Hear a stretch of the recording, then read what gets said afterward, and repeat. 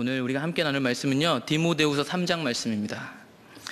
디모데후서 3장 1절에서 5절까지 말씀을 이렇게 함께 나누려고 합니다. 디모데후서 3장 1절에서 5절까지 제가 이렇게 읽어드리겠습니다. 너는 이것을 알라. 말세에 고통하는 때가 이르러 사람들이 자기를 사랑하며 돈을 사랑하며 자랑하며 교만하며 비방하며 부모를 거역하며 감사하지 아니하며 거룩하지 아니하며 무정하며 원통함을 풀지 아니하며 모함하며 절제하지 못하며 사나우며 선한 것을 좋아하지 아니하며 배신하며 조급하며 자만하며 쾌락을 사랑하기를 하나님 사랑하는 것보다 더하며 경건의 모양은 있으나 경건의 능력은 부인하니 이 같은 자들에게서 내가 돌아서라. 아멘. 오늘 디모데후서 3장 말씀을 통해서 3장 전체를 다루게 될 텐데, 말세에 고통하는 때라는 제목으로 함께 말씀을 나누려고 합니다. 사실 디모데 전후서는 사도 바울이 쓴 서신서 중에서도 거의 마지막쯤에 쓰여진 거고요. 우리가 목회서신이라고 이제 후배 목회자에게 쓴 편지였습니다. 근데 이건 단순히 목회자들한테 한 얘기가 아니라 이 시대를 살아가는 모든 성도들에게 주시는 말씀이었습니다. 그렇기 때문에 여기서 내가 돌아서라, 디모데한테 했던 모든 얘기들은 사실은 우리한테 하고 있는 얘기라고 봐도 전혀 문제가 되지 않습니다. 예. 오늘 우리가 읽은 처음 본문 말씀 이렇게 시작하고 있습니다. 너는 이것을 알라. 말세에 고통하는 때가 이르러. 예, 디모데에게 이 말을 하고 있는데, 다른 번역본 성경들을 보면 이렇게 설명해 놓고 있습니다. 마지막 날에 많은 고난이 있다는 것을 너는 기억해라. 예. 또 다른 번역본에는 마지막 때에 어려운 시기가 닥쳐오리라는 것을 알아두시오, 이렇게 얘기를 하고 있습니다, 여러분. 그러니까 이제 말세라는 부분 뒤에 잠깐 나눌 텐데, 이 마지막 때에 고난받을 때, 고통받을 때가 온다는 것입니다. 근데 그 고통과 고난의 이유가 뭐냐면, 왜 그게 고통이 되고 고난이 되고 그 고난의 열매들이 어떤 건지가 2장 2절부터 나오는 겁니다. 뭐냐면 사람들이 자기를 사랑하고 돈을 사랑하고 자랑하고 교만하고 이런 것들 때문에 고통받을 거라 이 말입니다, 사실은. 근데 3장 2절, 3절, 4절에 나오는 말씀들을 잘 보시면 이 모든 말세의 특징, 고통하는 때의 특징이 어디서부터 시작되냐면 사람들이 자기를 사랑하는 것에서부터 시작되고 있다는 것입니다. 그렇기 때문에 자기를 사랑하는 것을 가장 앞에 두고 사도 바울이 이야기하고 있습니다. 돈을 사랑하는 것도, 자랑하는 것도, 교만한 것도, 비방하는 것도, 이 모든 것들이 자기를 사랑하는 것에서부터 나온다, 이 말입니다. 갈라디아서 5장 16절 17절에 보면 자기를 사랑하는 것과 주님을 따라가는 삶은 정확히 이렇게 반대되게 돼 있다고 설명하고 있습니다. 우리 갈라디아서 5장 16절 17절을 함께 읽어보겠습니다. 시작. 내가 이르노니 너희는 성령을 따라 행하라. 그리하면 육체의 욕심을 이루지 아니하리라. 육체의 소욕은 성령을 거스르고 성령은 육체를 거스르나니 이 둘이 서로 대적함으로 너희가 원하는 것을 하지 못하게 하려 함이니라. 정확하게 사도 바울은 우리 안에 계신 주님을 따라가는 삶과 우리 자신을 사랑해서 육체를 따르는 삶이 정확히 반비례하다고 설명하고 있습니다. 그렇기 때문에 디모데후서 3장 2절부터 나오는 말세의 특징들, 고난받는 때의 특징들, 왜 그게 고난이냐면 주님을 따르는 삶을 저해하기 때문입니다. 자기 사랑이 득세한 시대, 자기 사랑이 충만한 시대는 정확히 주님을 따라가는 삶하고 반대되는 삶이기 때문입니다. 그래서 고난은 자기 사랑의 가치관과 성령의 삶의 충돌에서 전도자에게, 이 시대를 살아가는 성도들에게 고난이 될 수밖에 없는 것입니다. 오늘 말세라는 이야기를 다루고 있는데, 사실은 성경이 말하는 말세, 마지막 때는 정확하게 예수님이 오셨을 때부터 이제 재림하실 때까지를 말세라고 얘기하고 있습니다. 그러니까 주님이 오셔서 이제 회개하라, 천국이 가까웠느니라 했습니다. 그렇기 때문에 마치 화살이 쏘아진 것처럼 이제 세상 끝을 향해 가는 겁니다. 주님 다시 오실 때까지.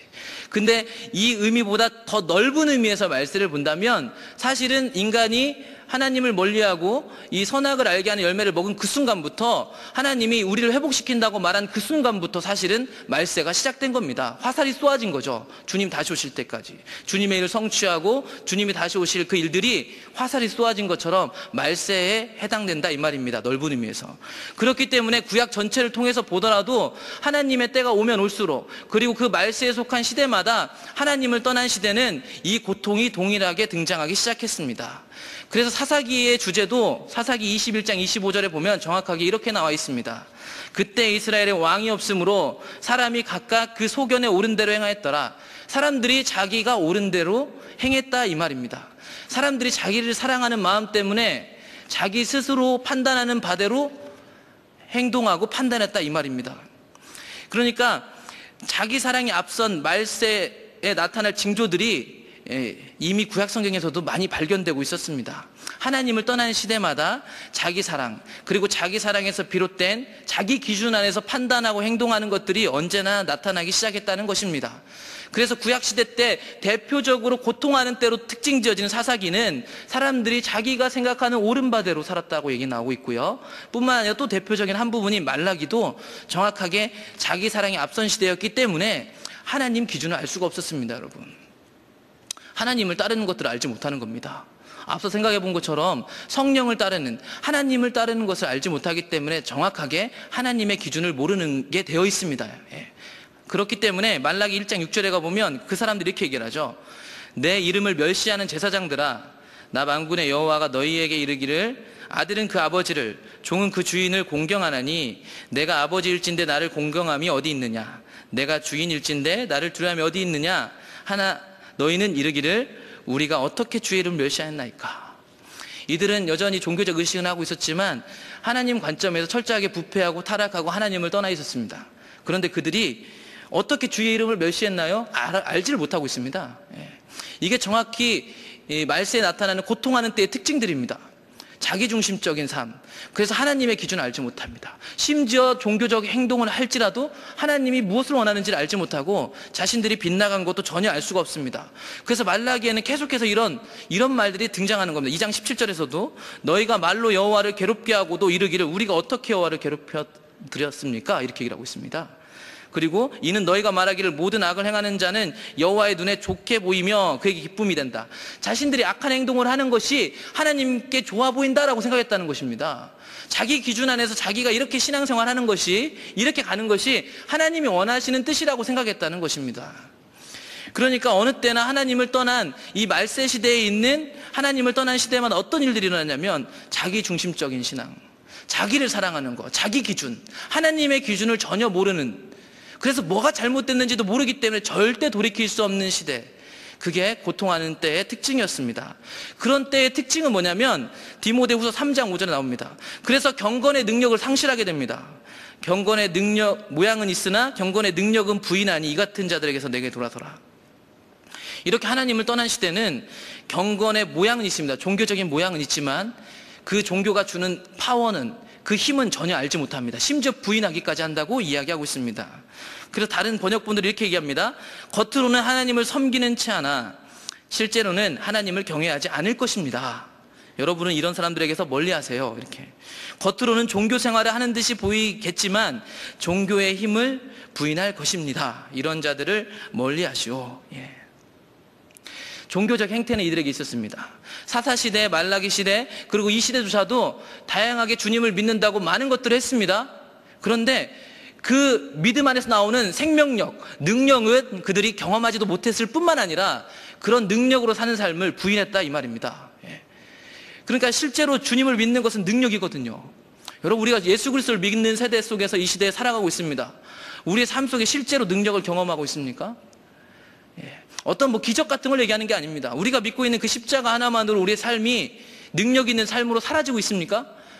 오늘날 대부분은 그렇게 사라지지 않고 있습니다, 여러분. 우리에게 많은 종교심과 모양들이 있을지 모르겠지만 우리는 사실은 이 시대의 경건의 능력을 완전히 상실한 시대에 살고 있습니다. 그래서 원수들이 우리에게 능력을 상실했다고 세상이 우리에게 얘기해도 우리는 변명할 수조차 없습니다.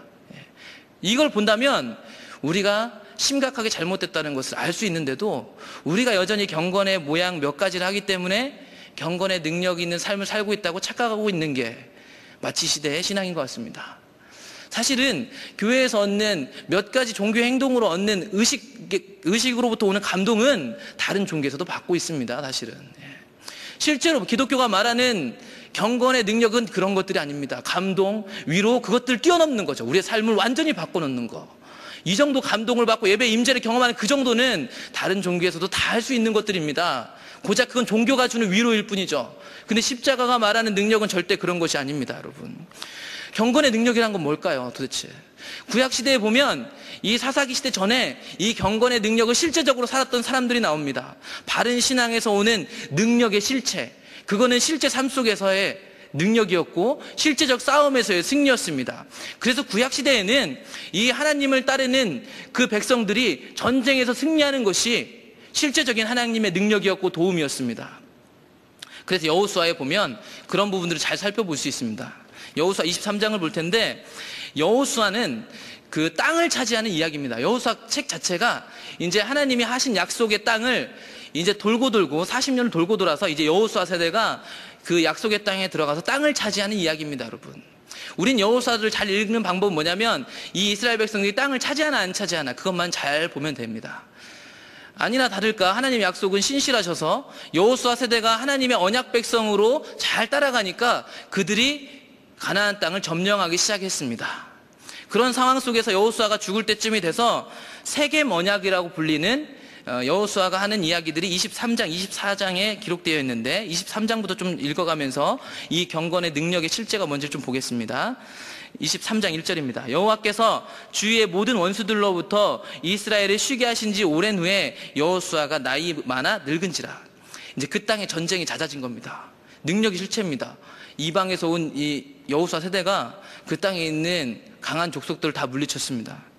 2절, 여호수아가 온 이스라엘 곧 그들의 장로들과 수령들과 재판장들과 관리들을 불러다가 그들에게 이르되 나는 나이가 많아 늙었도다. 너희의 하나님 여호와께서 너희를 위하여 이 모든 나라에 행하신 일을 너희가 다 보았거니와 너희의 하나님 여호와 그는 너희를 위하여 싸우신 이시니라. 여호수아서는 땅을 차지하는 이야기라고 했습니다. 전쟁 이야기죠. 지금 이 말씀대로라면 이 땅에서 전쟁할 때 누가 싸웠다고요? 하나님이 싸웠다는 얘기입니다, 여러분. 사실은요, 이길 수 없는 싸움이에요. 근데 이들이 어떻게 이겼냐면 하나님이 싸웠기 때문입니다. 이게 능력이 실제입니다. 우리 삶 속에서 실제로 우리가 세상에서 오늘날도 전쟁과 같은 삶을 살아갑니다. 어쩌면 이 시대보다 이 시대의 전쟁이 저는 더 치열하다고 봅니다. 먹고 사는 문제와 세상에서 선택하는 문제 속에서 우리는 치열한 싸움을 겪고 있는데 우리가 승리하고 있나요? 구약시대는요, 목숨을 걸고 싸우는 이 싸움에서 실제로 하나님의 능력을 경험했습니다. 하나님이 그래서 여호수아를 통해서 얘기합니다. 그 싸움을 싸우신 이가 누구냐면 바로 여호와 하나님이셨다. 계속해서 23장 4절, 보라 내가 요단에서부터 해지는 쪽 대해까지의 남아있는 나라들과 이미 멸한 모든 나라를 내가 너희를 위하여 제비 뽑아 너희의 지파에게 기업이 되게 하였느니라. 아직 남아있는 데가 있었습니다. 여호수아에서 땅을 다 차지하지만 아직 다 점령되지 않은 곳들이 있었다는 얘기입니다. 그런데 뭐라고 얘기하냐면 남아있는 그 나라들과 이미 멸한 모든 것을 나눠줬다고 얘기하고 있습니다. 그래서 니네 거야 이렇게 얘기를 하고 있습니다. 하나님이 남아있지만 앞으로도 계속 하나님 안에 있으면 그 남아있는 사람들도 여호와 하나님이 싸워서 정복하게 하실 거란 얘기입니다. 그렇기 때문에 미리 유업으로 주는 겁니다. 미리 유업으로. 이제 하나님 따라서 가기만 하면 계속 똑같이 이길 겁니다. 여호수아 때처럼. 그래서 세상에서 계속 승리하고 가나안 땅을 완전히 정복할 겁니다. 그런데 23장 5절, 너희 하나님 여호와 그가 너희 앞에서 그들을 쫓아내사, 이제부터 쫓아낸다는 말을 잘 기억해 두십시오. 쫓아내사 너희 목전에서 그들을 떠나게 하시리니 너희의 하나님 여호와께서 너희에게 말씀하신 대로 너희가 그 땅을 차지할 것이라. 하나님 약속하셨습니다. 차지할 거라고, 다 쫓아낼 거라고, 내가 또 싸울 거라고. 그러므로 너희는 크게 힘써 모세 율법책에 기록된 것을 다 지켜 행하라. 그것을 떠나 우로나 좌로나 치우치지 말라. 그러니까 말씀 잘 지켜라 이 얘기하고 있습니다. 이 말은 좀 이따 디모데후서하고도 연결되는데, 그래서 쫓아낼 거라고 했는데요. 23장 12절에 가서 계속 좀 보겠습니다. 이 말들이 또 이제 반복되는데 23장 12절. 너희가 만일 돌아서서 너희 중에 남아있는 이 민족들을 가까이 하여 더불어 혼인하며 서로 왕래하면 확실히 알라. 너희 하나님 여호와께서 이 민족들을 너희 목전에서 다시는 쫓아내지 아니하시리니 그들이 너희에게 올무가 되며 덫이 되며 너희의 옆구리에 채찍이 되며 너희의 눈에 가시가 되어서 너희가 마침내 너희 하나님 여호와께서 너희에게 주신 이 아름다운 땅에서 멸하리라. 주시겠다고 했는데 조건이 있습니다. 그건 뭐냐면 다른 신을 섬기면 안 됩니다. 여러분, 다른 신 섬기는 게 뭐 어떤 그런 우상 숭배만 생각하는 게 아니라 사실 이 창세기부터 계속 흐르는 하나님의 언약 사상을 보게 되면 이들이 하나님의 백성, 그리고 그 하나님이 그들의 하나님 되심을 깨뜨리지만 않으면 하나님이 일하실 겁니다. 왜 우상숭배, 10계명의 1계명 중에 나 외에는 다른 신을 섬기지 말라고 얘기했냐면 그들을 구원해내는 하나님이 누구인지를 분명히 아는 게 가장 중요하기 때문에 다른 신을 섬긴다는 건 말이 안 되는 것입니다. 그렇기 때문에 이들이 거기서 혼인하고 왕래하면서 다른 신들을 섬기게 되면 쫓아내기로 하셨는데 안 쫓아낼 거다. 그들이 니네들 오히려 덫이 될 거다. 이렇게 얘기를 하셨습니다. 그 얘기를 하시고 계속해서 좀 보겠습니다. 여호수아 23장 14절 쭉 읽어볼게요. 보라, 나는 오늘 온 세상에 가는 길로 가려니와 너희의 하나님 여호와께서 너희에게 대하여 말씀하신 모든 선한 말씀이 하나도 틀리지 아니하고 다 너희에게 응하여 그 중에 하나도 어김이 없음을 너희 모든 사람은 마음과 뜻으로 아는 바라. 너희 하나님 여호와께서 너희에게 말씀하신 모든 선한 말씀이 너희에게 임한 것 같이 여호와께서 모든 불길한 말씀도 너희에게 임하게 하사 너희 하나님 여호와께서 너희에게 주신 이 아름다운 땅에서 너희를 멸절하기까지 하실 것이라. 불길한 말도 이루어질 거랍니다. 이건 사실 신명기 28장에 나오는 축복과 저주 얘기인데요. 만일 너희가 너희 하나님 여호와께서 너희에게 명령하신 언약을 범하고 가서 다른 신들을 섬겨 그들에게 절하면 여호와의 진노가 너희에게 미치리니 너희에게 주신 아름다운 땅에서 너희가 속히 멸망하리라 하니라. 이렇게 얘기를 하셨습니다. 이 얘기를 여호수아를 통해서 이 백성들에게 하고요. 이 백성들이 우리가 떠나지 않겠습니다. 하나님 당신을 섬기겠습니다 했습니다. 그게 세계명 언약인데 그 다음 성경인 바로 사사기에 들어가면 우리는 이상한 장면을 경험하게 되는 겁니다. 사사기는 아까 말씀드렸듯이 대표적으로 고통하는 때, 하나님을 떠난 때였는데요. 1장 1절에 보면 사사기 1장 1절 여호수아가 죽은 후에 이스라엘 자손이 여호와께 여쭈어 이르되 우리 가운데 누가 먼저 올라가서 가나안 족속과 싸울까요? 여기까지는 정상적입니다. 왜냐하면 아직 남아있잖아요. 그렇죠? 남아있기 때문에 주님과 동행하면서 그 땅에 있는 남아있는 가나안 족속들을 물리치고 땅을 차지하면 됩니다. 그렇기 때문에 하나님 우리가 싸우러 나갈게요 이렇게 얘기를 하고 있는 겁니다. 그런데 1장을 잘 읽다 보면 이제 그 쫓아내지 못했다 혹은 쫓아냈다는 말이 자주 등장하게 되는데 1장 19절 여호와께서 유다와 함께 계셨으므로 그가 산지 주민을 쫓아내었으나 골짜기의 주민들은 철병거가 있으므로 그들을 쫓아내지 못했다. 여러분 쫓아내지 못하면 이상한 거예요. 왜냐하면 하나님이 앞서가 싸워서 그들을 쫓아내 줄게 하셨었거든요. 20절 그들이 모세가 명령한 대로 헤브론을 갈렙에게 주었더니 그가 거기서 안악의 세 아들을 쫓아내었고 쫓아낸 경우도 있지만 21절 베냐민 자손이 예루살렘에 거주하는 여부스 족속을 쫓아내지 못하였으므로 그리고 1장의 마지막 부분들은 계속 무슨 얘기로 끝나냐면 1장 30절 스불론은 기드론 주민과 나할롤 주민을 쫓아내지 못하였으므로 가나안 족속이 그들 중에 거주하면서 노역을 했다.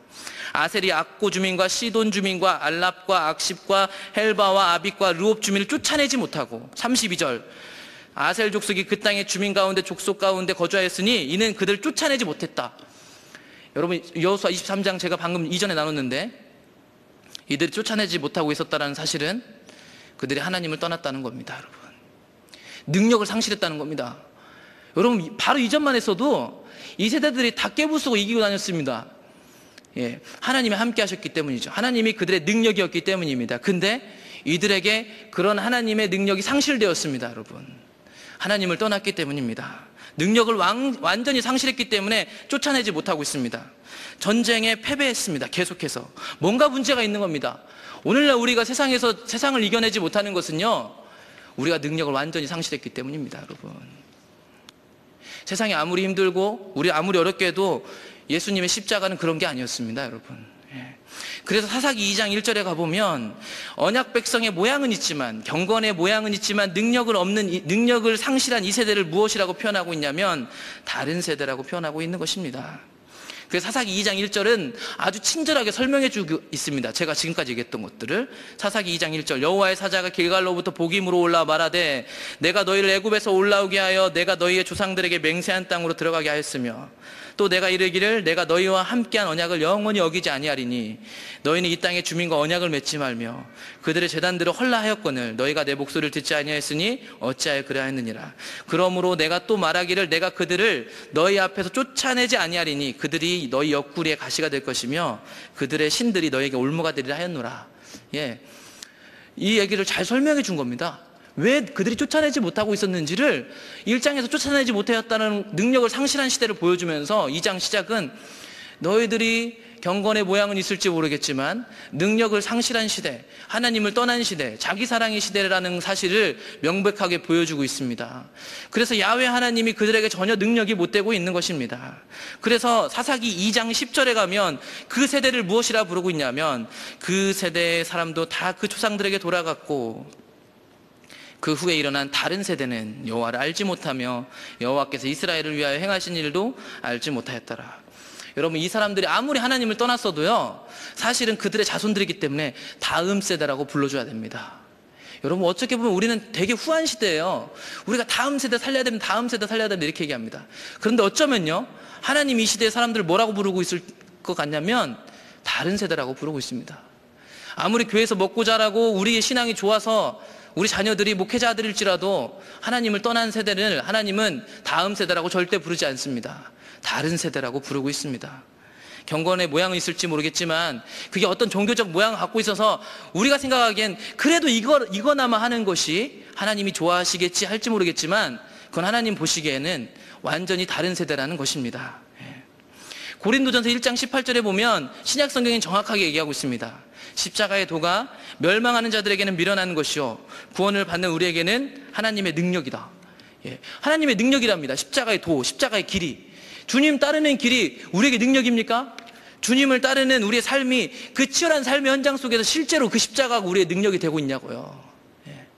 만약에 능력이 되고 있지 않다면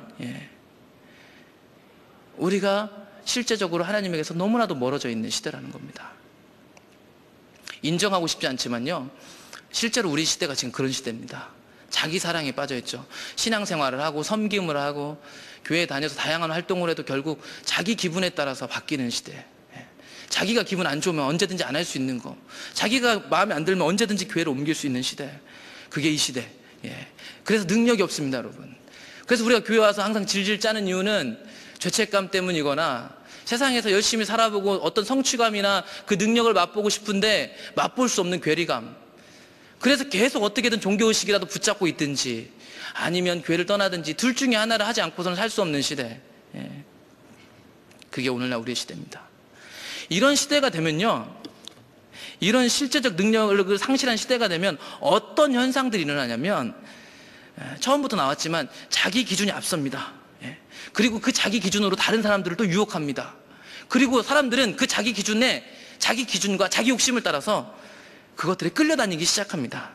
그래서 3장 6절에 보면 그 경건의 모양은 있으나 경건의 능력은 상실한 그 사람들에게서 떠나라고 하면서 그들 중에 경건의 모양만을 갖고 있고 경건의 능력을 상실한 그들 중에 3장 6절 남의 집에 가만히 들어가 어리석은 여자를 유인하는 자들이 있답니다. 그 여자는 죄를 중히 지고 여러 가지 욕심에 끌림받아요. 항상 배우나 끝내 진리의 지식에 이를 수 없느니라. 여기서 그들은 사실은요, 그 당시에 존재했던 이원론적인 어떤 종교사상이나 다양한 이단들일 수 있습니다. 여러분, 근데 그 이단이라는 것이요, 사실 종이 한 장 차이입니다. 종이 한 장 차이. 사도 바울이 뒤에 보면 알겠지만 다른 복음에 대해서 계속해서 염려하고 경계합니다, 여러분. 어쩌면 오늘날 한국교회는 상당히 다른 복음으로 가득 차 있을지 모릅니다. 심지어 외국에 있는 많은 신학자들은 한국에 있는 기독교는 성경적인 기독교가 아니다, 예수 그리스도 교가 아니다, 이렇게 얘기하는 사람들도 적지 않습니다. 천주교에서 우리 개신교가 나왔을 때 우리 개신교 개혁교회가 내걸었던 슬로건은 뭐냐면 개혁된 교회는 날마다 개혁되는 거였습니다. 날마다 우리 교회가 하고 있는 일들이 성경적인가, 하나님이 원하시는 일인가, 어떤 규정화되고 정형화된 틀이 아니라 우린 날마다 하나님이 주신 것 안에서 언제든지 깨트릴 수 있고 하나님을 위해서 우리의 모든 것들을 포기하고 갈 수 있는 게 개혁교회인데요, 사실은 우리가 정해놓은 몇 가지 틀, 아름다운 모양, 그것들을 따라가고 있는 게 이 시대 우리들의 특징입니다. 그래서 경건의 능력은 부인하고요, 모양만 있는 자들이 유혹하고요, 그 유혹에 끌려가는 사람들은 뭐냐면 그 여자는 죄를 중히 질 뿐만 아니라 욕심에 끌려서 쫓아갔다고 얘기하고 있습니다. 오늘날 많은 교회들 쫓아가고 많은 종교들이나 다양한 프로그램들을 따라가고 있습니다. 그게 나쁜 건 아니죠. 어떻게 보면 좋은 모양을 갖고 있습니다. 그런데 하나님 보시기에 그게 상당히 나쁜 것이 될 수 있다는 것입니다. 그렇기 때문에 사도 바울은요, 매우 미묘한 차이인데도 자꾸만 다른 복음을 얘기했습니다. 다른 복음이 있으니까 조심하라고. 예수님이 오시고 그 기독교, 예수교가 생긴 지 얼마 되지도 않았을 텐데요.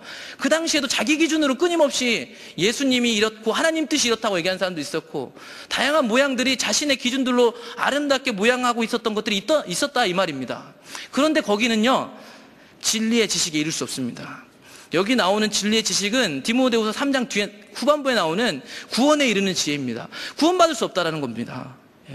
항상 배우기를 열심히 하고 따라다니지만 구원에 이룰 수 없을 뿐만 아니라 구원을 받지 못하면 경건의 능력도 없는 겁니다. 실제적인 십자가의 능력을 경험할 수 없는 것입니다.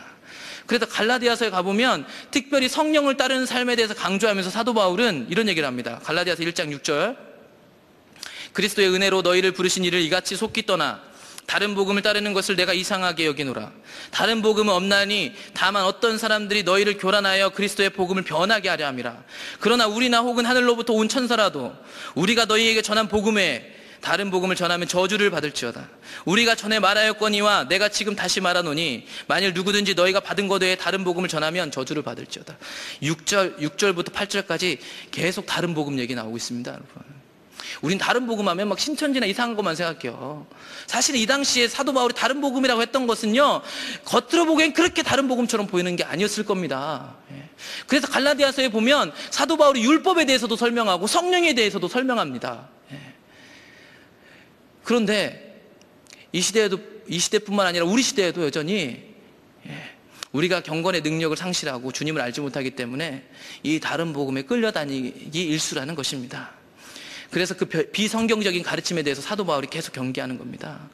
그리고 아까 말씀드렸듯이 사사기 2장 10절은 다음 세대라고 불러줄 수가 없는 겁니다. 그런 관점에서 비슷한 유사 복음이라고 불러줄 수 없고 다른 복음이라고 얘기할 수밖에 없었던 것처럼 그 여호수아 다음 세대인데도 불구하고 다음 세대라고 부르지 않고 사사기는 다른 세대라고 계속해서 부르는 것입니다.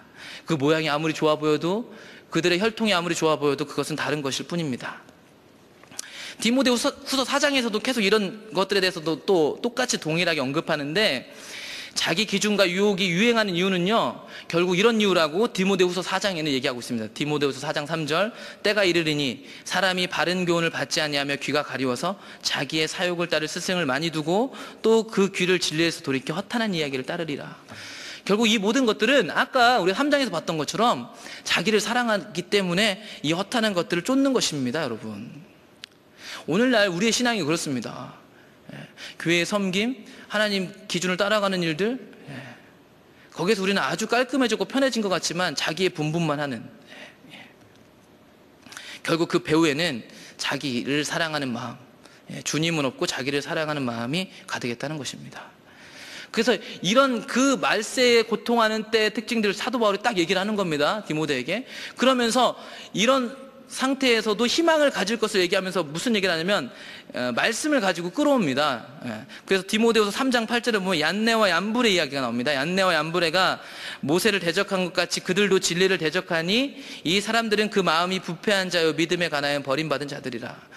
유대 문헌을 보면 여기서 나오는 얀네와 얀불에는 그 애굽의 열재앙 때 요술사로 나왔던 사람들이 이 사람들이다, 이렇게 얘기를 하고 있습니다.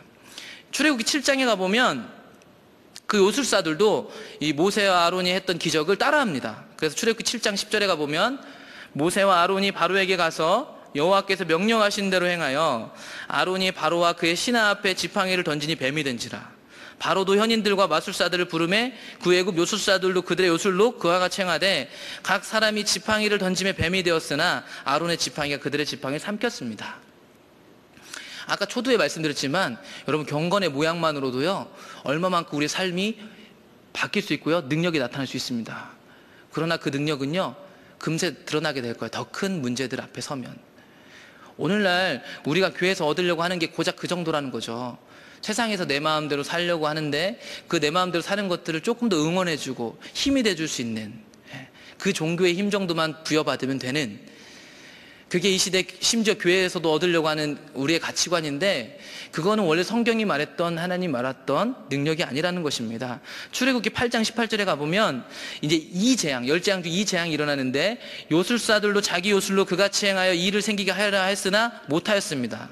그리고 8장 19절에 가면 요술사가 바로에게 말하되 이는 하나님의 권능입니다, 이렇게 얘기를 했습니다. 결국엔 드러나게 돼 있는 거죠. 예. 경건의 모양만 남은 그 거짓된 자들의 행태가 결국 능력적인 측면에서, 결말적인 측면에서, 나중에 생명이 흐르는 측면에서 드러날 수밖에 없다는 것입니다.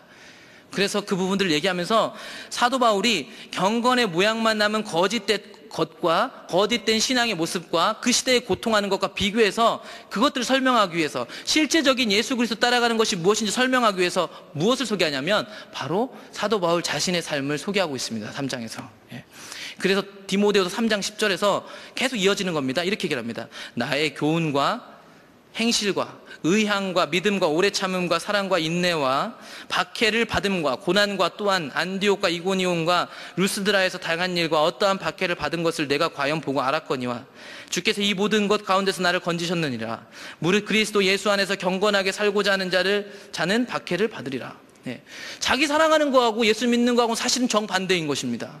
사도 바울이 얘기합니다. 앞서 그 시대에 고통받는 때의 특징들을 다 설명하면서 그것과 반대된 진짜 십자가의 능력을 살아가는 삶은 뭐냐?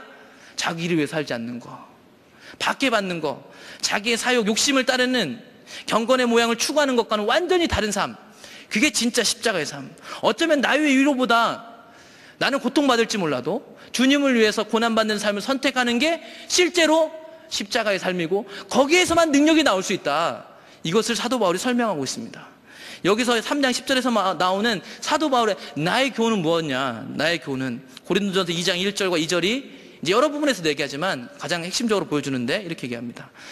형제들아, 내가 너희에게 나아가 하나님의 증거를 전할 때 말과 지혜의 아름다운 것으로 아니하였나니 내가 너희 중에서 예수 그리스도와 그가 십자가에 못 박히신 것 외에는 아무것도 알지 아니하기로 작정하였습니다.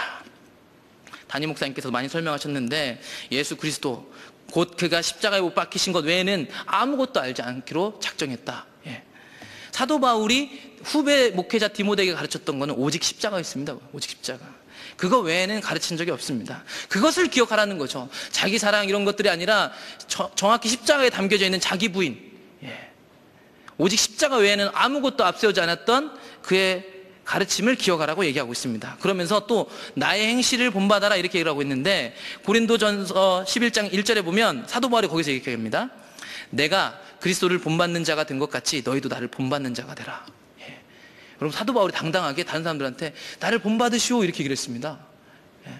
우리는 본받는다라고 얘기를 하면 어쩌면 많은 부분에서 도덕적인 부분들을 생각할지 모르겠습니다. 항상 온유하고 누가 뭐라고 해도 화도 안 내는.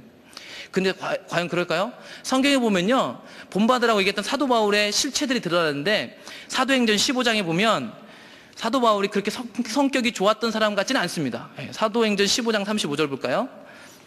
바울과 바나바는 안디옥에서 유하며 수다한 다른 사람들과 함께 주의 말씀을 가르치며 전파하니라. 며칠 후에 바울이 바나바더러 말하되 우리가 주의 말씀을 전한 각 성으로 다시 가서 형제들이 어떠한가 방문하자 하고 바나바는 마가라는 요한도 데리고 가고자 하나 바울은 밤빌리아에서 자기들을 떠나 함께 일하러 가지 아니한 자를 데리고 가는 것이 옳지 않다 하여 서로 심히 다투어 피차 갈라서니 바나바는 마가를 데리고 배 타고 구브로로 가고.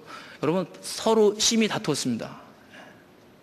제가 왜 이런 말씀 구절들을 가져오냐면 우리가 누군가를 본받는다라고 하면 항상 우리는 자기한테 잘해주고 자기한테 항상 깨끗하게 대하고 화 안 내는 사람, 그러면 나 본받으라, 본받을 만하지 이렇게 생각합니다. 근데 사도 바울이 본받으라고 했던 것은요, 철저하게 그 십자가로 사는 삶, 그 삶에서 그 기준을 따라가는 삶을 본받으라고 한 거지 내 성격, 내가 괜찮은 성격, 온유한 성품, 성실함 이런 것을 닮으라고 얘기하고 있는 게 아닙니다. 그렇기 때문에 사도 바울은 이렇게 심히 다투기도 했습니다. 이런 다투기도 했던 사도 바울이 나를 본받으라고 얘기하고 있다 이 말입니다. 심지어 로마서 7장에 가보면 그가 죄의 법에 대해 설명할 때 이렇게 얘기합니다. 로마서 7장 21절 그러므로 내가 한 법을 깨달았노니 곧 선을 행하기 원하는 나에게 악이 함께 있는 것이로다. 내 속사람으로는 하나님의 법을 즐거워하되 내 지체 속에서 한 다른 법이 내 마음의 법과 싸워 내 지체 속에 있는 죄의 법으로 나를 사로잡는 것을 보는도다. 오라 나는 공고한 사람이로다. 이 사망의 몸에서 누가 나를 건져내랴. 자기 안에 죄의 법이 있는 걸 발견했답니다. 여러분, 사도 바울도요 안에서 나쁜 생각했어요. 여러분, 실수했어요. 잘못했죠. 그게 하나님의 뜻 아닌데도 그렇게 했습니다. 그런데 그 사도 바울이요 나를 본받으라고 얘기하고 있습니다. 여러분, 그렇다고 본다면 사도 바울이 본받으라고 했던 것은요, 어떤 성품, 자신의 라이프 스타일이 아닐 겁니다.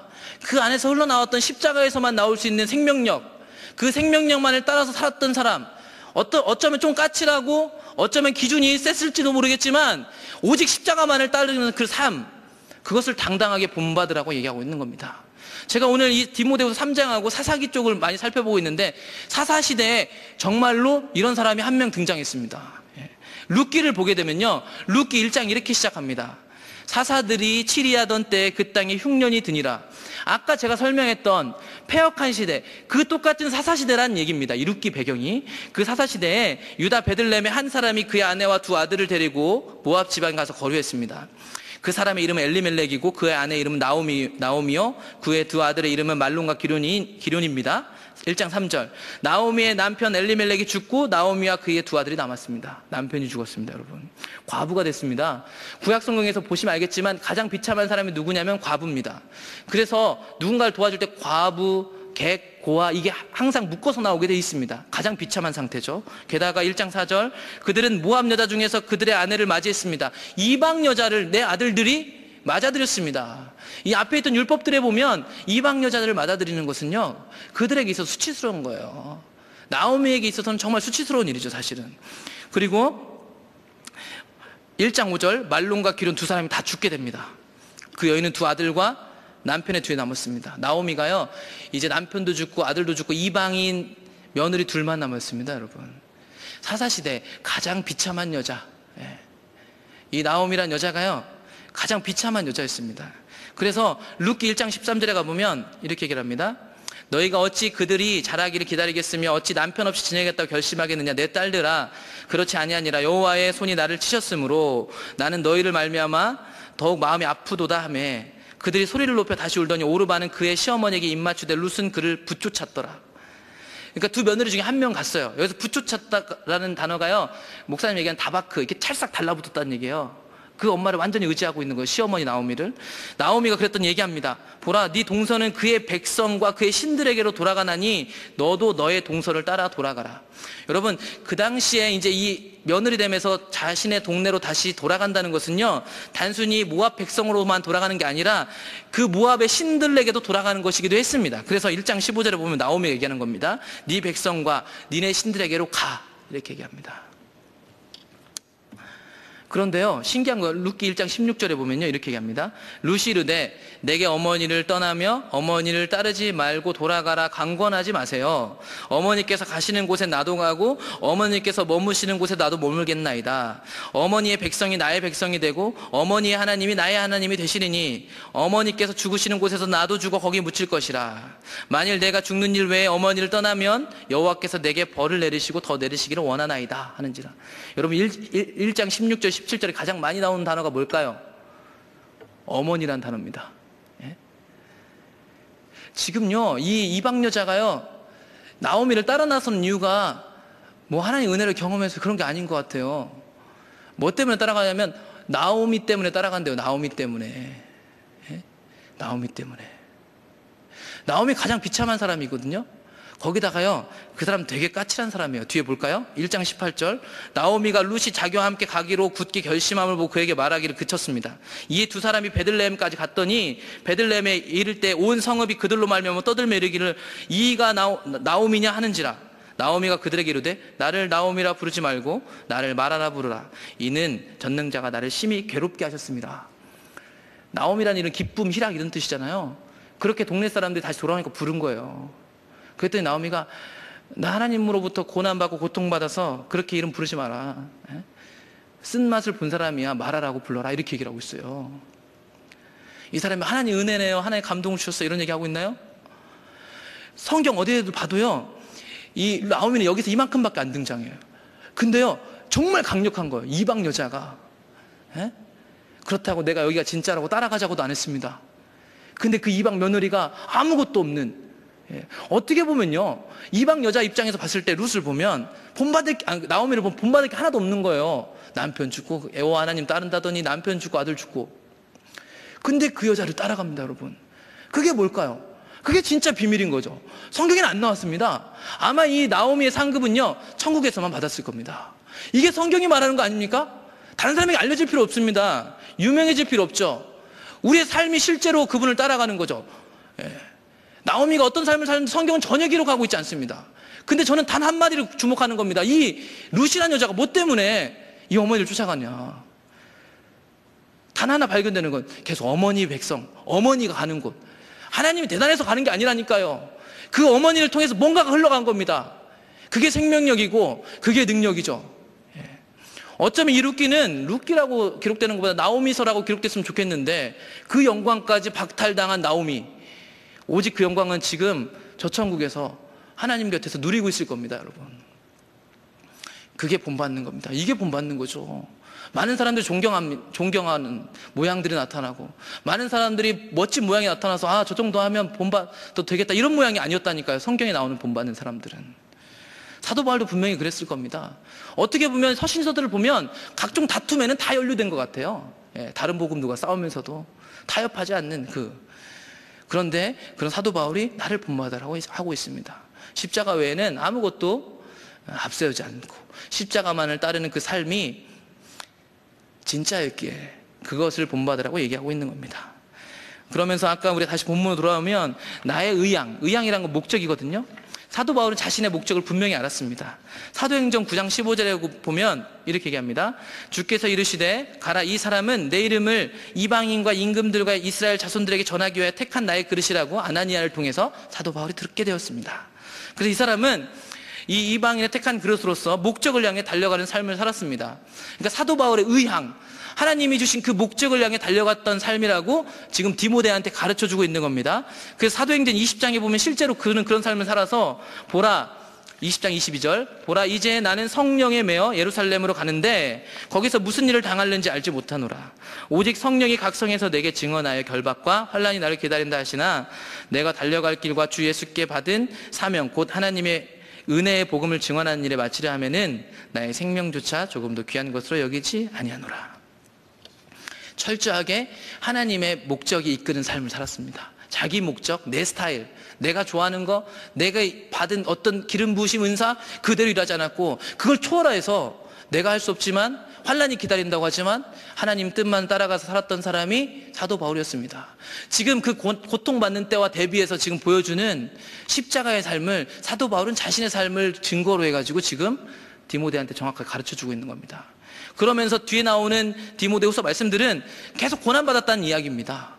실제로 고린도후서 5장에 가보면 세상에서 고난받는 삶에 대해서 사도 바울은 얘기했습니다. 고린도후서 5장 14절, 그리스도의 사랑이 우리를 강건하신도다. 우리가 생각하건대 한 사람이 모든 사람을 대신하여 죽었은즉 모든 사람이 죽은 것이라. 그가 모든 사람을 대신하여 죽으심은 살아있는 자들로 하여금 다시는 그들 자신을 위하여 살지 않고 오직 그들을 대신하여 죽었다가 다시 살아나신 이를 위하여 살게 하려 함이라. 그러므로 우리가 이제부터는 어떤 사람도 육신을 따라 알지 아니하노라. 비록 우리가 그리스도도 육신을 따라 알았으나 이제부터는 그같이 알지 아니하노라. 예수님의 사랑이 우리를 강하게 권한답니다. 강력하게 이끌어 가신다는 거죠. 그 사랑은 하나님의 뜻을 이루는 데 있습니다. 성경 전체에 나타난 하나님의 사랑 얘기할 때 하나님은 우리가 내가 뭐 힘들고 고통받으니까 불쌍하지 이런 게 하나님 사랑 아닙니다. 성경에서 말하는 사랑은 완전하시고 완벽하신 주님의 계획 가운데서 우리를 긍휼히 여겨주시는 게 사랑이지, 하나님 계획 빼고 내가 상처받았으니까 치료해 주세요, 이게 하나님 사랑 아닙니다. 하나님의 그 사랑을 먹고 난 사람은요 철저하게 자기를 위해 살지 않습니다. 주인이 바뀌었기 때문에 그 주인을 따라 살게 돼 있습니다. 그래서 고린도후서 5장 16절, 이제부터 어떤 사람도 육신을 따라 알지 않냐겠다고 얘기했던 것들은 다른 번역본들이 이렇게 얘기합니다. 우리는 이제부터 아무도 세속적인 표준으로 판단하지 않을 겁니다. 전에는 우리가 세속적인 표준으로 그리스도를 이해했지만 이제는 그렇게 하지 않을 거예요. 다른 번역본입니다. 우리는 이제부터 그 어떤 사람도 세상의 관점으로 알지 않겠습니다. 전에는 우리가 그리스도에 대해서도 세상의 관점을 알았으나 이제는 더 이상 그렇게 하지 않겠습니다. 여러분, 교회 안에 너무나도 왜곡된 모양들이 너무나 많이 들어왔습니다. 세상의 관점을 그대로 들여와서 교회의 일도 사역도 사람을 판단하는 것도 목회자를 바라보는 것도 어떤 성도를 바라보는 것도 우리는 세상적인 기준하고 전혀 다를 게 없는 것처럼 되어버렸습니다. 하나님의 기준은 상관없고 부드러운 말과 교회에서 깔끔하게 신앙생활하는 것들로 가득 차 있습니다. 우리 안에 불편함들은 사라졌고 편리함을 추구하기 시작했죠. 그거는 원래 성경에서 말하고 있었던 예수님 믿는 것이 아닙니다. 누가복음 6장 22절에 보면 정확하게 땅에서 칭찬받고 높임받는 것과 고난받는 삶이 반대된다는 것을 얘기하고 있습니다. 누가복음 6장 22절, 인자로 말미암아 사람들이 너희를 미워하고 멀리하고 욕하고 너희 이름을 악하다 하여 버릴 때에는 너희에게 복이 있도다. 그날에 기뻐하고 뛰놀라. 하늘에서 너희 상이 큼이라. 그들의 조상들이 선지자들에게 이와 같이 하였느니라. 그러나 화 있을진저 너희 부요한 자여, 너희는 너희의 위로를 이미 받았도다. 화 있을진저 너희 지금 배부른 자여, 너희는 주리리로다. 화 있을진저 너희 지금 웃는 자여, 너희가 애통하며 울리로다. 모든 사람이 너희를 칭찬하며 화가 있도다. 그들의 조상들이 거짓 선지자들에게 이와 같이 하였느니라. 여러분, 참 무서운데 우리는 지금 칭찬받고 있습니다. 새물결 선교회가, 포도나무 교회가 유명해지기 시작했습니다. 정말 잘하지 않으면 큰일 납니다. 우리의 이름과 우리의 유명세를 떨치는 게 하나님의 길이 아닙니다. 나오미 같은 길을 가는 게 하나님이 원하시는 길입니다. 여기서 우리가 설교 잘하고 십자가의 복음 아무리 외치면 우리의 상급이 저 하늘에서 하나도 없을 겁니다, 여러분. 이 땅에서 진짜로 사는 것들이 필요한 겁니다. 어떤 외형적인 슬로건이 필요한 게 아니라 진짜 주님의 뜻을 위해서 내 화려함들은 포기하고 나는 정말 그거 하고 싶지 않은데 하나님이 원하시는 그 삶으로 이끌려가는 것이 성경적인 삶이고, 그게 고난받는 삶이고, 그 고난받는 삶이 십자가의 삶이라고 이야기하고 있습니다. 그게 우리가 믿고 있는 예수님이랍니다, 여러분. 그런데 우리가 이렇게 예수님을 믿어도요, 여전히 세상은 바뀌지 않을 겁니다. 그래서 디모데후서 3장 13절은 그래서 얘기합니다. 악한 사람들과 속이는 자들은 더욱 악하여져서 속이기도 하고 속기도 할 겁니다. 계속해서 여러분, 이 말세에 나타나는 고통의 시간은 길어질 겁니다. 우리가 아무리 생명을 가지고 세상에 나간다고 해도 세상은 여전히 더 악해질 거고 더 핍박하게 될 겁니다, 여러분. 그러나 경건의 능력을 가진 자들이여 싸우라고 사도 바울이 이야기하고 있는데, 그 비결이 뭐냐면, 이제 말씀을 거의 마무리할 때 되는데 디모데후서 3장 14절을 볼까요? 우리가 잘 아는 말씀들입니다.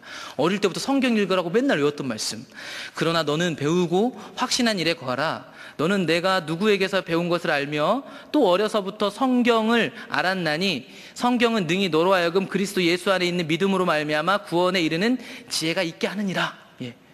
여러분, 지금 14절을 다시 한번 볼까요? 그러나 너는 배우고 확신한 일에 거하랍니다. 누구에서 배웠나요? 사도 바울한테 배웠습니다, 여러분. 사도 바울한테 배웠는데, 여러분, 그 사도 바울의 삶이 어디서 나왔냐면요, 15절 성경에서 나왔답니다. 그러니까 사도 바울이 지금 이 삶을 실제 몸소 디모데에게 보여줬고요, 보여주려고 보여주는 게 아니라 실제 그리스도인들은 그 향내, 그 생명력이 계속 흘러갈 수밖에 없습니다. 이건 사도 바울이 자랑하는 게 아니라 팩트입니다. 사실이죠. 그 생명력 있는 것, 고난 뒤에 숨겨져 있는 하나님의 진면목을 디모데는 봤고요, 사도 바울은 그 삶을 살았고요. 그 자신 있게 얘기합니다. 이게 성경적인 삶이다. 그러면서 이 사도 바울이 어디로 인도하고 있냐면 성경으로 인도하고 있다는 것입니다. 너는 어려서부터 성경을 알았다. 성경은 능히 너로 하여금 그리스도 예수 안에 있는 믿음으로 말미암아 구원에 이르는 지혜가 있다. 아까 앞서 나왔던 3장 7절에 나왔던 항상 배우나 진리에 이를 수 없었던 거하고 상반되는 겁니다, 여러분. 사도 바울이 자랑하는 삶이 어디서 나왔냐면요, 성경에서 나왔다라는 것입니다. 더 확실한 증거는 3장 16절에 나옵니다. 3장 16절 잘 보시면, 외부적인 모양들을 잘 보시면 우리가 지금까지 했던 말이 여기 다 있습니다. 3장 16절. 모든 성경은 하나님의 감동으로 된 것으로 교훈과 책망과 바르게 함과 의로 교육하기에 유익하다. 여러분, 이 말을 잘 보십시오. 교훈, 책망, 바르게 함, 의로 교육하기. 이게 다 어디서 나왔냐면요, 조금만 올려가 보면 디모데후서 3장 10절 볼까요? 나의 교훈, 행실, 의향, 믿음, 오래 참음, 사랑, 인내, 박해. 이게 정확하게 3장 16절에 말하고 있는 교훈, 책망, 바르게 함, 의로 교육하기입니다. 그러니까 사도 바울이 지금 이 폐역한 세대 가운데 해법으로 제시하는 실제적인 성경의 삶을 자신의 삶으로 얘기했습니다. 근데 이게 어디 나왔다고 디모데를 인도하고 있냐면 성경에 나온 삶이라고 인도하고 있습니다, 여러분. 성경에 나온 삶이라고. 성경이 기준이었고 그 기준대로 살았을 뿐입니다. 그러니까 제가 오늘 하고 싶은 말은 뭐냐면, 여러분, 이 3장을 통해서 발견되는 이 말세 때, 이 말세에 고통하는 때 우리가 정말 핵심적으로 붙잡고 있어야 할 게 뭐냐면 말씀이라는 사실입니다, 여러분. 많은 교회들이 말씀 성령 다 강조해요. 근데 설교 많이 듣는 게 말씀은 아니잖아요. 오늘날 우리가 성경을 얼마나 읽고 있습니까? 단순히 숫자를 많이 읽는 것을 저는 얘기하는 것이 아닙니다. 오늘날 우리가 성경을 얼마만큼 읽어서 사도 바울처럼 여러분 옳은 삶이 나를 본받아라면 우리에게 분별력이 있습니까? 지금 사도 바울은 성경에 기초해서 자신의 삶을 얘기했고 그러면서 성경까지 뒷받침합니다. 내 삶이 제대로 됐는지 안 됐는지 확인할 수 있는 팩트를 제시합니다. 과연 오늘날 교회와 우리가 진짜 신앙을 따라가고 있는지 우리가 분별할 수 있는 능력이 있습니까? 우리는 없습니다. 성경 한번 제대로 일독해보지 않은, 그냥 단순히 일독 정도가 아니라 성경에 나오는 하나님이 누군지도 모르는데 여러분 어떻게 분별합니까? 전혀 분별할 수 없습니다. 여러분 감동받는 설교, 그게 하나님 원하시는 설교일까요? 하나님 생명대로 하면 흐르겠죠. 어떤 설교가 잘한 설교입니까? 우리에게 분별력이 있습니까? 어떤 목사님이 진짜 목사님입니까? 어떤 게 성경적인 거냐고요. 우리에겐 전혀 분별력이 없습니다. 하나님이요, 성령님을 따라가는 삶을 우리에게 주셨습니다. 성경이 필요 없다면 주실 필요가 없어요. 주실 필요가 없다니까요. 우리 안에 주님은 완전하시고 완벽하신데 그 주님을 따라가는 우리는 불완전합니다. 언제든지 치우칠 수 있고 언제든지 내 기분에 좌지우지 됩니다. 그런데 그 가운데 돕는 역할을 하는 기준이 여기 있습니다. 여러분 성경 대충 몇 구절 읽고 이 말씀이 내가 은혜 됐네, 이게 성경에 있는 거 아닙니다. 여러분 사도 바울은 이 말씀을 괜히 제시하는 게 아니에요. 이 말씀 위에 숨겨져 있는 하나님의 뜻, 눈에 보이지 않는 하나님, 그분이 어떤 분이시고 어떤 성품이고 무엇을 원하시는지, 그리고 그분과 약속 관계에 있는 우리가 누구인지를 이 성경이 분명히 얘기하고 있습니다. 단순히 큐티에서 내게 은혜되는 말씀 그걸 얘기하는 거 아닙니다. 여러분 성경 읽어보셨나요? 수도 없이 반복되는 성경을 읽으면서 여기서 우리가 그렇게 경외하고 임재했던 그 하나님이 여기에서 실제로 어떤 분이신지 발견하는 그 보석과 같은 일이 성경을 읽는 데서 발견됩니다. 어쩌면 오늘날에 묵상이나 큐티에 대해서 얘기하는 게 쉽지 않습니다. 왜냐하면 다들 자기들이 갖고 있는 생각이 있거든요. 그리고 다양한 묵상과 큐티 책이 나오고 있습니다. 그래서 어떤 말씀들을 깊이 묵상한다고 다들 얘기할 땐 그럽니다. 내가 어떤 말씀 묵상했으니까. 과연 묵상이란 건 뭘까요, 여러분? 전체 문맥도 알지 못하고 전체 하나님의 길을 알지 못하고 몇 구절 가지고 묵상을 할 수 있다라고요? 혹은 히브리어 헬라어 열심히 연구해가지고 몇 절 가지고 파싱하면, 분해하면 그 뜻이 우리 안에 다가온답니까? 사실 너무나도 왜곡되고 자신들의 기준 안에서 성경에 대해서 너무나도 많은 얘기를 합니다. 전 잘 모르겠습니다. 근데 다만 성경을 읽다 보면 그 안에서 하나님이 발견됐습니다. 이것은 단순히 내가 힘들었는데 다윗에게 감정이입이 되고 내게 은혜가 되고 내가 힘들었는데 고난 가운데 힘이 됐다, 이런 정도가 아니었습니다.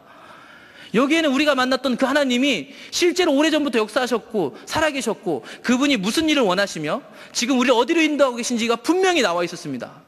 그것은 누구한테 설교 위해서 있는 게 아니었습니다. 우리를 위해서 성령의 조명하심 속에서 있는 거였죠. 성령님이 조명하셔야죠. 근데 읽지 않는데 어떻게 성령님이 조명하십니까? 전체 문명을 알지 못하는데 어떻게 성령님이 조명하십니까? 제가 성령님의 능력을 약화시키는 게 아니라 우리가 하나님의 인도하심 속에서 우리가 성경을 너무나도 모른다는 것입니다. 너무나도 모른다는 거죠. 만약에 이 성경 말씀 필요가 없었다면 출애굽기에서 하나님이 출애굽시킨 다음에 이 이스라엘 백성들과 언약을 맺으시고 그들 가운데 임재하시기 위해서 성막을 지었을 때 성막만 짓고 끝났어야 됐습니다. 근데 하나님 뭘 주셨는지 아세요? 율법을 주셨습니다. 율법. 그때도 똑같이 말씀을 주셨습니다. 하나님이 성막 가운데 임재하십니다. 하나님의 집이 지어지고 하나님이 왔습니다. 여러분 예수님을 통해서 우리 안에 하나님의 집이 지어졌고 하나님 우리 안에 사십니다. 그리고 하나님 우리에게 동일하게 말씀을 주셨습니다. 기준을 주셨다는 것이죠. 어떤 것 하나가 소홀히 될 수 없습니다. 전 여기서 지식적으로 하나님 만날 수 있다고 얘기하는 거 아닙니다. 근데 우리가 과연 하나님에 대해서 알고 있나요? 우리는 짜내듯이 예배하고 짜내듯이 기도해서 느껴진 하나님을 설명하려고 하고 느껴진 하나님을 몇 구절 알지 못하는 말씀으로 갖다 붙여서 그게 하나님이라고 얘기합니다.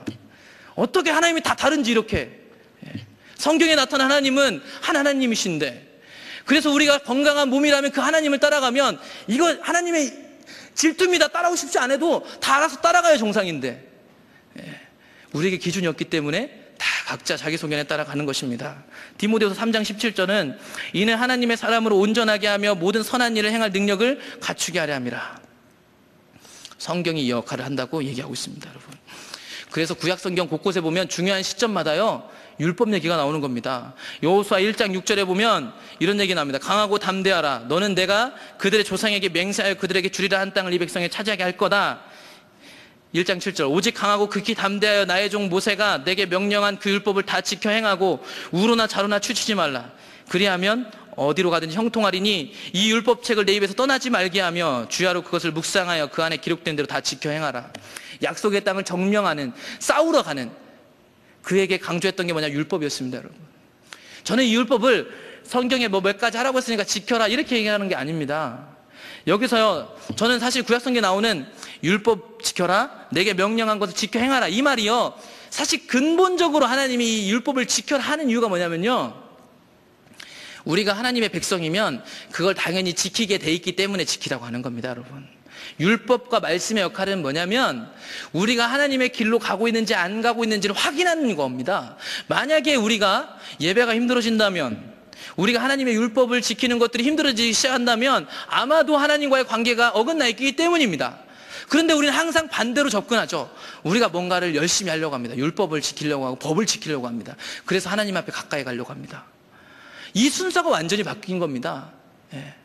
그러니까 중요한 시점마다 하나님이 율법 얘기한 것은요, 결국 하나님하고 관련이 있습니다.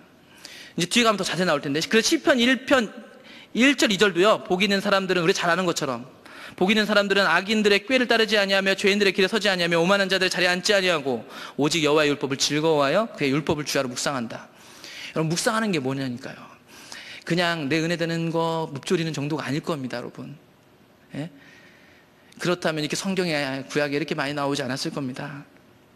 여러분, 솔로몬이요 1000번째 드리고 나서요, 이제 다윗하고 하나님이 하신 약속을 이어가는 아주 중요한 시점에 이제 성전이 세워지는 겁니다, 여러분. 신약시대에 예수님이 우리 안에 성전을 세웠다면 구약시대에 타락한 인간들을 회복시키는 하나의 패러다임이 뭐냐면, 이제 하나님이 솔로몬을 통해서 성전을 딱 지으시고 거기에다가 언약궤를 옮겨놔서 다윗 시대 때 이렇게 나뉘어졌던 두 예배가 다시 완전한 한 예배로 합쳐지는 것이었습니다. 그 중요한 시점에 하나님이 솔로몬에게 뭐라고 얘기하셨냐면 3장 14절, 열왕기상 3장 14절 이렇게 얘기합니다. 네가 만일 내 아버지 다윗의 행함같이 내 길로 행하며 내 법도와 명령을 지키면 내가 또 내 날을 길게 하리라. 명령과 법도 얘기하고 있습니다. 율법 얘기하는 거예요, 여러분. 구약성경에 나오는 명령, 율법, 규례들은요, 출애굽기 20장부터 나오는 10계명, 그리고 10계명에서 비롯된 21장, 22장, 23장에 나오는 그 당시 이스라엘 백성들 가운데 주셨던 법들, 규칙들을 말하고 있습니다. 그러니까 이들에게 그만큼 율법이라는 것이 중요한 역할을 하고 있다는 것입니다. 어느 때나 타락한 시대, 중요한 시대 때마다 하나님이 갑자기 명령 얘기하고 율법 얘기했다는 것입니다. 여호수아 23장 5절에 다시 한번 가서 보면, 보세요. 23장 6절 보겠습니다. 싸워서 차지할 거다 이렇게 얘기를 하면서 여호수아 23장 6절에 보면, 그러므로 너희는 크게 힘써 모세 율법책에 기록된 것을 다 지켜 행하라. 그것을 떠나 우로나 좌우로나 치우치지 말라. 그러니까 또 얘기하는 거예요. 이제 남아있는 사사시대를 겪어야 할 여호수아 다음 세대에게 여호와의 율법에 대해서 얘기하는 거예요. 말씀 얘기하는 거예요. 중요할 때마다 이게 나오고 있는 겁니다. 뿐만 아니라 계속해서 읽어내려가면 이렇게 나옵니다. 너희 중에 남아있는 이 민족도 쭉 나오고요. 23장 11절 볼게요. 23장, 여호수아 23장 11절에 보면, 그러므로 스스로 조심하여 너희의 하나님 여호와를 사랑하라. 집에 가서 이 부분을 제가 생략한 읽어보십시오. 23장 5절부터 11절까지. 이렇게 본다면, 그러므로 너희는 크게 힘써 모세 율법책에 기록된 것을 다 지켜 행하라는 것과 23장 11절에 나오는 그러므로 스스로 조심하여 너희의 하나님 여호와를 사랑하는 것과는 밀접한 관련이 있는 겁니다, 여러분. 여호와의 율법을 지키는 것과 여호와를 사랑하는 것은 밀접한 관계가 있다는 것입니다. 그래서 예수님이 오셨을 때 요한복음 14장 15절에서도 이렇게 얘기했습니다. 너희가 나를 사랑하면 나의 계명을 지키리라. 말씀은 그런 거죠. 하나님이 주시는 질서는 그런 거고 기준은 그런 겁니다. 하나님 사랑하면 그렇게 하게 돼 있다는 거죠. 14장 21절. 나의 계명을 지키는 자라야 나를 사랑하는 자니 나를 사랑하는 자는 내 아버지께 사랑을 받을 것이요 나도 그를 사랑하여 그에게 나를 나타내리라. 여러분, 그만큼 말씀이 중요한 겁니다, 여러분.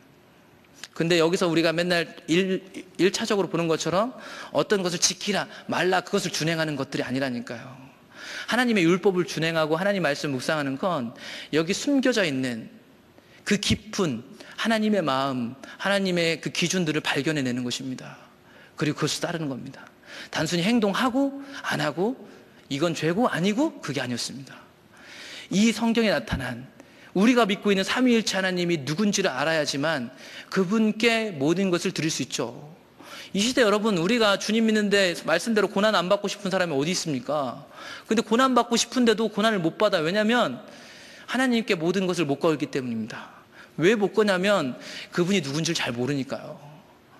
그분이 얼마만큼 신뢰할 만한 분인지, 얼마만큼 약속을 잘 지키시는 분인지 알아야 우리의 전부를 걸죠. 우리 전부를. 그게 능력이죠. 그래서 여러분, 말라기 시대 때, 가장 타락했던 말라기 시대 때 마지막에 4장에서 말씀을 어떻게 맺냐면 4장 4절에 너희는 내가 호렙 시내산에서 온 이스라엘을 위하여 내 종 모세에게 명령한 법 곧 율례와 법도를 기억하라. 여러분, 출애굽기 19장 20장 얘기하는 겁니다. 말씀 기억하라는 거예요. 여러분, 아까 디모데후서를 우리가 봤는데 사도 바울이 말세 얘기를 하면서 얘기하잖아요. 말씀이 중요하다고. 전 단순히 말씀을 어떤 이렇게 기계적으로 읽어서 우리 말씀 많이 읽었다 이런 얘기하는 거 아닙니다. 여러분, 우리의 삶이 사도 바울처럼 말씀에서 나온 그대로 우리의 교훈이 그 교훈이 되고 있나요? 우리의 의, 우리의 목적, 우리가 고난받는 거 실제로 말씀대로 살고 있냐고요.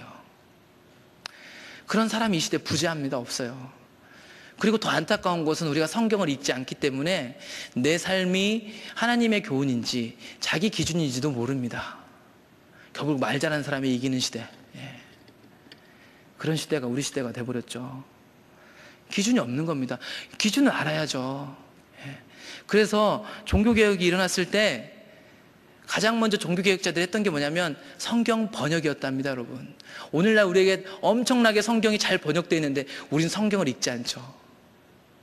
그 대신 누군가가 잘 정리해 놓은 책들은 많이 읽습니다.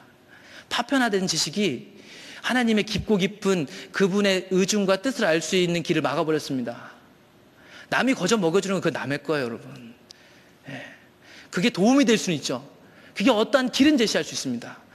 그래서 그 사람들이 이게 나의 교훈이고 사도 바울처럼 외칠 수는 있습니다. 그런데 사도 바울이 했던 것처럼 결국 우리는 어디로 인도함을 받았냐면 여기서 우리가 주님을 발견해야 됩니다.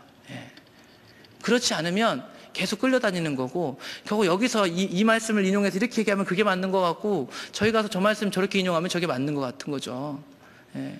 우리에게 전혀 분별력이 없어지는 겁니다. 그래서 디모데후서까지 이 3장 끝에서부터 4장 1절까지 계속 이어서 얘기합니다. 디모데후서 4장 1절. 하나님 앞과 살아있는 자와 죽은 자를 심판하실 그리스도 예수 앞에서 그가 나타나실 것과 그의 나라를 두고 엄히 명한답니다. 디모데후서 4장 2절. 너는 말씀을 전파하라. 때를 얻든지 못 얻든지 항상 힘쓰라. 범사에 오래 참음과 가르침으로 경책하며 경계하며 권하라. 말씀 전하는 게 그만큼 중요한 겁니다, 여러분. 저는 단순히 말하는 어떤 교단에서 말씀하는 그런 거 얘기하는 게 아니라니까요. 참 힘듭니다, 이런 설교하면. 왜냐하면 우리 안에 왜곡된 사고가 많으니까. 혹 말씀하는 교회에서 성령 얘기만 하면, 하나님이 함께 하셨다, 하나님의 음성을 들었다만 하면 알러지 반응이 있는 것처럼, 우리가 말씀 읽어야 한다 하면 우리는 알지. 우리 안에 그 뻔한 상상들, 말씀을 읽어봤어야 알죠. 여기서 말씀하는 사람이 말씀을 읽어보고 경험해서 얘기하는데, 이 긴 말씀을 이 바쁜 시대에 시간을 쪼개서 하나님 앞에 경건하게 읽어본 적이 있어야 말씀 얘기를 하면, 묵상 얘기를 하면 이해가 될 텐데 전혀 이해를 할 수 없는 겁니다. 우리는 이 문 밖으로 나서면 또다시 성경을 읽지 않을 겁니다. 아무리 성경 읽어야 된다고 외쳐도 우리는 읽지 않을 겁니다. 주님 찾으라고 담임 목사님 얘기하는 건 기도만 얘기하는 게 아닙니다, 여러분. 하나님이 이걸 괜히 주신 게 아니라는 얘기입니다. 그런데 우리는 항상 디모데후서 4장 3절에 얘기하는 것처럼 이때가 이뤄서 사람들은 바른 교훈을 받지 아니합니다. 귀가 가려워서 자기의 사욕을 따를 스승을 많이 둡니다. 또 그 길을 진리에서 돌이켜 허탄한 이야기를 따릅니다. 결국 듣기 좋은 설교를 좋아합니다. 이것저것 많이 하는 설교보다, 성경대로 답답하게 전하는 것보다 예와 좋은 게 좋고요. 원포인트 설교가 유행입니다. 결국 이 설교를 들었을 때 마지막에 한 가지만 남겨주는 거. 그래서 어떻게 살아야 됩니다. 이 시대 가장 인기 있는 설교. 자신의 삶을 적용시켜주고 오늘도 일주일 동안 내 삶을 살아갈 수 있는 요만큼의 힘을 줄 수 있는 설교. 그건 다른 종교에서 다 주는 건데 그것만을 바라는, 그래서 부담 없이 교회 나와서 일주일 동안 살아낼 수 있는 요만큼 종교의 힘만 받아가면 되는 게 이 시대 우리의 종교라는 겁니다. 말세의 태도, 우리의 태도, 하나님을 떠난 태도. 예. 그런 가운데 있는 디모데에게 디모데후서 4장 5절, 그러나 너는 모든 일에 신중하여 고난을 받으며 전도자 일을 하며 내 직무를 다하라. 그러니까 하나님 뜻 따라가는 사람은 이 시대에 고난받게 되어 있습니다, 여러분. 우리가 고난을 사실 많이 안 받고 있거든요. 여러분, 우리가 잘못 가고 있나 봐요. 이 시대가 우리가 보는 사실 상황만 보더라도 하나님에게서 완전히 떠났잖아요. 근데 우리의 교회 예배가 아무렇지도 않고 우리가 섬기는 교회와 다양한 영역 속에서 하나님을 떠난 것들이 많이 보이는데 우리는 아무렇지도 않게 또다시 가서 예배하고 또다시 가서 관계하고 아무렇지도 않게 살아가고 있다 이 말입니다. 우리는 그것으로 전혀 불편함을 느끼지 않냐고, 전혀 자신이 잘못됐다라고 생각하지도 않고, 자신을 비춤받기도 싫어하고 그냥 자기 기준대로 살아가는 시대, 그 시대가 지금 이 시대라서 우리가 고난받는다고 말은 많이 하고 저도 말은 하고 있지만 우리는 고난받지 않습니다, 여러분. 무섭습니다, 여러분. 우리는 고난받고 있지 않기 때문에 뭔가 잘못된 거죠. 그러면서 마지막 위로가 되는 것은 디모데후서 4장 6절 얘기합니다. 전제와 같이 내가 벌써 부어지고 나의 떠날 시간이 가까웠도다. 나는 선한 싸움을 싸우고 나의 달려갈 길을 마치고 믿음을 지켰으니 이제 후로는 나를 위하여 의의 면류관이 예비되었으므로 주 곧 의로우신 재판장이 그날에 내게 주실 것이며 내게만 아니라 주의 나타나심을 사모하는 모든 자에게 노니라. 모든 자가 이 삶을 사는 게 정상인 겁니다. 사실 이 말이 위로가 되어야 되는데 이 앞에 있는 우리 현실이 너무 극대화되니까 사실 이 말은 사도 바울의 얘기인 것 같고 우리 얘기하고는 상당히 거리가 먼 것 같습니다, 여러분. 여러분, 우리는 이 땅에서 싸움을 싸우고 있나요? 사실은 이 구약시대보다 더 치열한 싸움을 싸우고 있잖아요. 괜찮은 척 하지 마세요. 힘들잖아요. 세상에서 세상 가치관과 주님을 따르려고 애쓰는 우리의 싸움. 그런 싸움조차도 못하고 맨날 실패하고 아예 싸울 힘도 없는 우리들. 근데 예수님 믿는 건 그런 게 아니었는데, 그렇죠?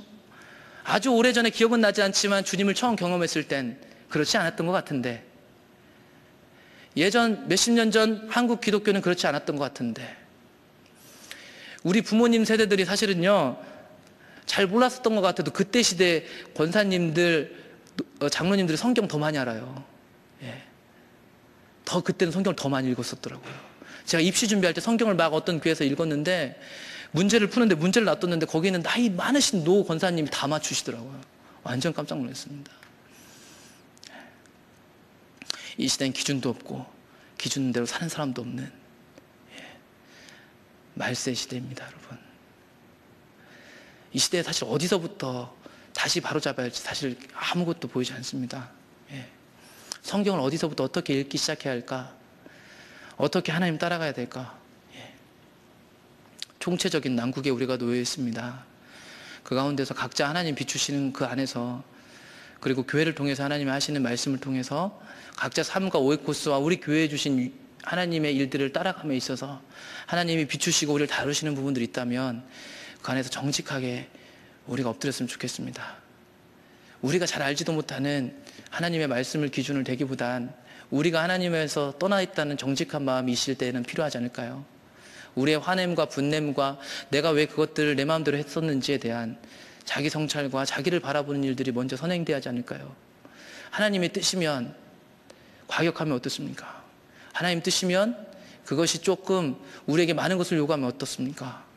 가야죠. 그게 우리의 길입니다. 말세에 고통하는 때를 살아가신 여러분들이 그런 삶을 선택하시기를 축복합니다. 저와 여러분들이 그렇게 주님 앞에 서기를 축복합니다. 우리 찬양하고 기도하겠습니다.